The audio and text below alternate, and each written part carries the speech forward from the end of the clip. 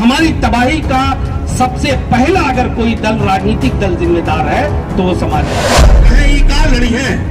और हर मुस्लिम बस्ती में मैंने इनके कलेजे पे चढ़ करके 70% से ज्यादा वोट, मेरा भाई अगर इनके धर्म में ना आया होता तो 5% खाली मुझको और वोट दे दिया होता तो इनका तो काम मैंने कर ही दिया था।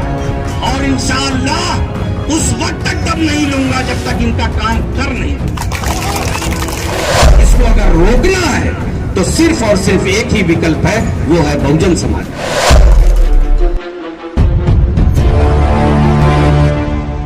के संस्थापक मान्यवर काशीराम जी को अपनी श्रद्धांजलि अर्पित करता हूं। और कभी कभी ठीक है, वक्त की कमी रहती है और वो ये बातें जो हैं जो परवेज भाई ने कही, मैं भाषण नहीं दूंगा, मैं एक दो बात बस आपको समझा के हम लोगों को आगे निकल जाना है।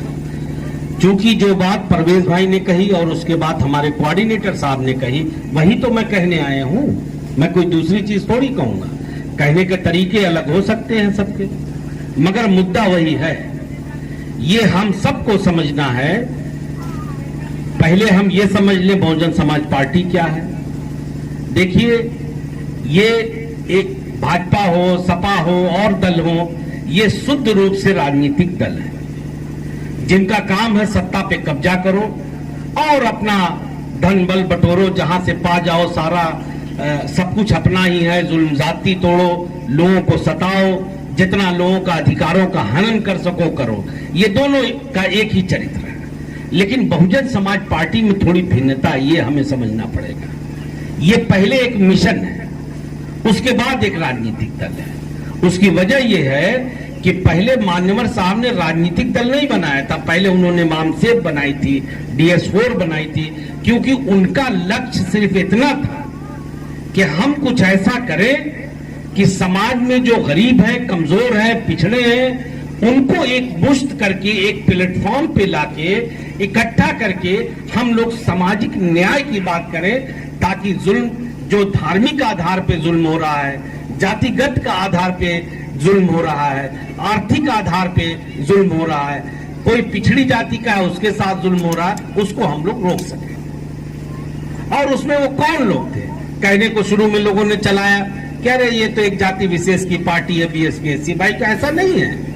मान्यवर साहब ने समाज के हर उस तबके को न्योता दिया और उनको बाहें फैला के बुलाया अपने पास कि आ जाओ, हम भी सताए हुए हैं, आप भी सताए हुए हो, हम सब लोग एक हो जाएं और एक होके लड़ेंगे तो इनसे पार पा लेंगे। इसलिए मैं ये बात कहता हूं कि बहुजन समाज पार्टी में और दूसरे दलों में भिन्नता है, इसको हम समझिए। आप ये पहले एक मिशन है, चाहे वो हमारे राजभर भाई हो, चाहे वो हमारे SC भाई हो, चाहे वो हमारे OBC हो, पिछड़े हो, अति पिछड़े हो, या हम तो मारे हुए ही हैं।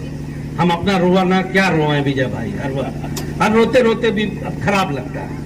इसलिए कि अगर ऊपर वाले ने हम पे कोई एक बात ये भी बता दे, हम तो बहरहाल हम लोग लड़ने वाले लोग भी हैं और आशावादी भी हैं। बड़े बड़े इस दुनिया में जालिम आए, बड़े बड़े लोग आए, सिकंदर भी आए, हिटलर भी आए, अरे खत्म तो वो भी हो गए। तो ऐसा कौन सा चीज है जो खत्म नहीं होगा?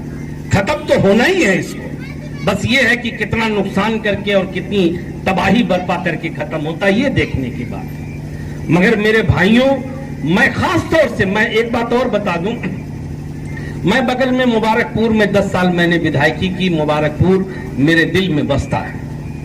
मेरे आचरण को, मेरे तौर तरीके को आप लोग वहां पता कर सकते हैं। बहुत बड़ी हमारे मुस्लिम समाज की आबादी है, मैं मुस्लिम समाज का हूं। मगर इस शालम गुड्डू जमाली ने वहां भी कभी खड़े होकर ये नहीं कहा कि हमको खाली इसलिए वोट दे दो कि हम मियां।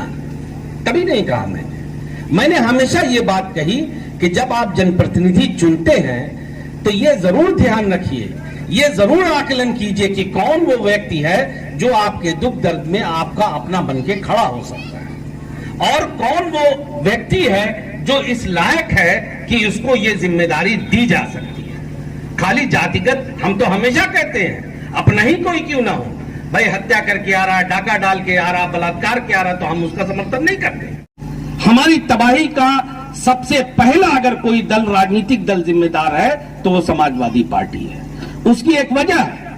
उसकी वजह यह है कि उन्होंने बड़ी समझदारी और चालाकी से, चालाक लोग हैं, फायदा उठाना जानते हैं, अपनी ताकत का आकलन खूब कर लिया। उनको यह पता है कि हमारी औकात पूरे प्रदेश में 8% की है, उसमें भी 3-4% भाजपा को। अब यही मैं कहना नहीं चाहता, यही दोनों ही प्रत्याशी उसी समुदाय के हैं, मैं क्या कहूंगा, और यही कमर बेश हर तरफ है। अरे गठबंधन ही था, गठबंधन में हम लोगों ने पूरे जी जान से पूर्वांचल को जिताया, हर समाज ने वोट दिया, पच्छा में जाके कुल हार गए, सबके सब हार गए। वजह यह है कि इन्हीं के लोगों ने, इनके परिवार के लोगों ने, इन्हीं के समाज के लोगों ने सब जाके भाजपा को वोट दे दिया। तो यही इनका चरित्र है। और हमको कैसे नुकसान पहुंचाया वो मैं बताता हूं। क्योंकि सत्ता की लड़ाई इनकी और भाजपा की रहती है, दोनों एक ही सिक्के के वो कहते हैं दो पहलू हैं। एक हिंदू हिंदू करता है, एक मुसलमान। अब तो वो भी नाम लेना छोड़ दिए, जो लेते थे चलो वो भी था, लेकिन नाम लेते हैं तो ऐसा लेते हैं कि हमारा कुछ भला तो नहीं करा सकते, हाँ हमको बर्बाद जरूर करा सकते हैं। और मैं तो कुछ कहना नहीं चाहता, समझदारों को इशारा काफी होता है, और बर्बादी हो रही है, इन्हीं लोगों की वजह से होती है। क्योंकि ये लोग अभी हमारा ही नाम ले, कोई ऐसा लेंगे कि हमारे पूरी दुनिया हमको देखने लगेगी कि कौन है, हमारा कुछ भला नहीं कर सकते, हाँ हमको तबाह जरूर करवा देंगे। जब आप किसी का कुछ बना नहीं सकते तो क्या हक पहुंचता है कि आप दूसरों को तबाह करवाएं। और इनको सत्ता पे कब्जा करने के लिए जो हमारे हिंदू भाई थे, एक दिल दिमाग में दिया कुछ नहीं हमको। अरे हमारे समाज को समाजवादी ने क्या दिया, मैं आज तक पूछता हूं। हमने उनको कई बार 4-4, 5-5 बार हमारे समाज में मुसलमान न होता तो क्या सत्ता में समाजवादी पार्टी कभी आ सकती थी? मैं एक सिंपल सवाल पूछता हूं। तो जिस समाज ने आपको इस प्रदेश का राजा बना दिया, पूरा प्रदेश सौंपवाया, उसको आपने क्या दिया भाई?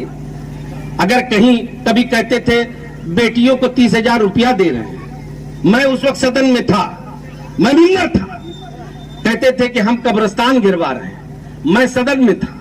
मैंने कहा मुझे 2-3 बातों पे बड़ी आपत्ति है। मैं जब बोलने खड़ा हुआ बीएसपी की तरफ से, मैं अल्पसंख्यक समाज की तरफ से, बहन जी ने मुझे अधिकृत किया था बोलने के लिए। जब मैं खड़ा हुआ तो मैंने कहा कि पहली बात तो मैं ये कहता हूं कि बेटी किसी की भी हो, किसी भी समाज की हो, बेटियां सबकी साझा, बेटियों का बंटवारा नहीं हो सकता।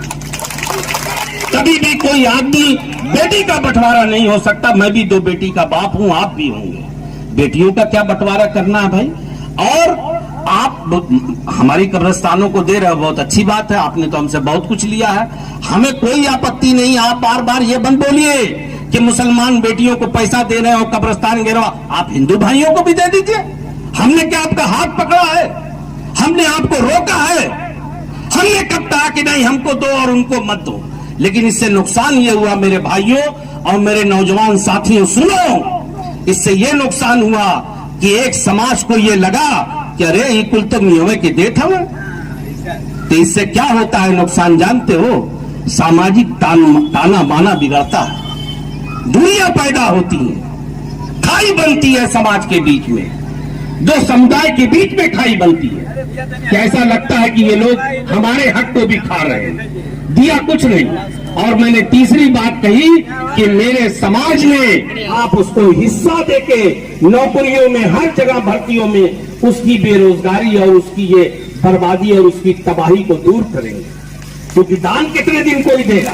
इतनी बड़ा वोट दिया कि अगर बीएसपी को दे दे तो अकेले दम पे बीएसपी सरकार बना दे। मगर इनकी क्या औकात थी? कुल मिला के 100, 105, 110, और वो भी कब? जब सारे लोग आ गए, सारे ओबीसी नेता भागे चले आ रहे हैं, मौर्य साहब आ रहे हैं, चौहान साहब आ रहे हैं, राजभर साहब आ रहे हैं, घूम रहे गाड़ी लेकर के कि अब तूफान पलट देंगे, हिमालय पर्वत पलट देंगे। ये गुड्डू जमाली खाली भाषण नहीं देता, और जो बात कहता है मजबूती से कहता है, तर्क वितर्क के साथ कहता है। इस प्रदेश का कोई भी विद्वान जब चाहे मुझसे बहस कर ले और कोई काट नहीं सकता इसको। राजनीतिक तौर पे आप कह सकते हैं मैं गलत बोल रहा हूं, लेकिन मैं जो बोल रहा हूं वही सही है। इसलिए सही है कि उसी बातों को लेकर के फिर भाजपा ने प्रचार किया 22 में, 17 में, और आपको परास्त कर दिया। आपने मौका दिया उनको बांटने का।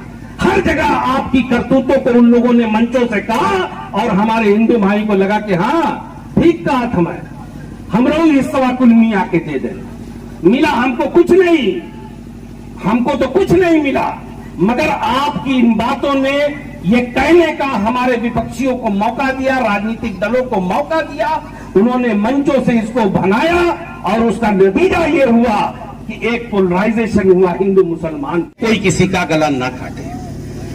तो हमको तो खाली इसलिए ये सत्ता चाहिए कि भैया ये जो अब हमारा नाम कुछ है, हमने हमारा वेशभूषा है कुछ ऐसा, तो हमारे ऊपर आप जुल्म करेंगे तो उसकी इजाजत नहीं है।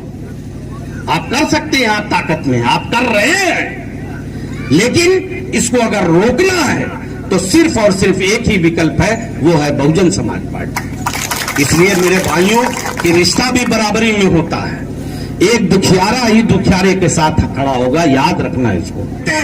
हमने बाई इलेक्शन में उनके मुंह पे थूक दिया, बाई इलेक्शन उसमें हुआ और इसी जिले में हमने ये साबित किया कि बहुजन समाज पार्टी का वोट 13 नहीं 30 है।